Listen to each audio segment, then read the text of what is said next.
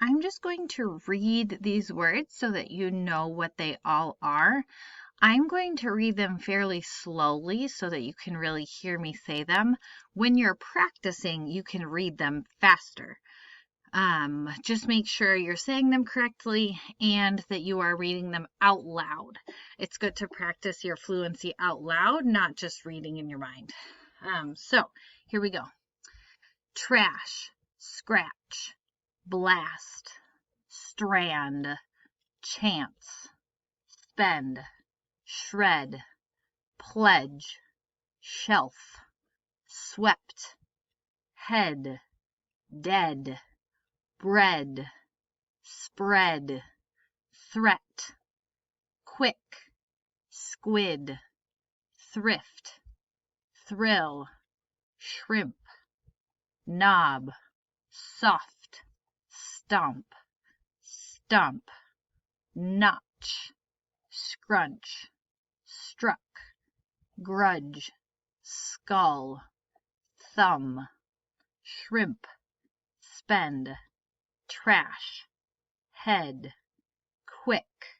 Notice how it is repeating them, just in a different order. Stomp, pledge, scratch, bread, thrift, struck, shelf, blast, spread, knob, grudge, swept, strand, threat, stump. Now these ones get a little bit longer. Absent, admitted, exact, panic, rapid, velvet, contest, pencil, witness, sudden, healthy, wealthy, threaten, deadlier, instead, cactus, magnet, kitchen, problem, suspected, expressed, desert, accept, election, elements, finished, interesting, president, measure, perhaps, permitted, suggested, seldom, exhibit, planets, suddenly, instincts, exactly, unhealthy, uneventful, dismissed, unfinished, problematic, nonfiction, misunderstood, transmit, suggestion, interestingly, presidential, index.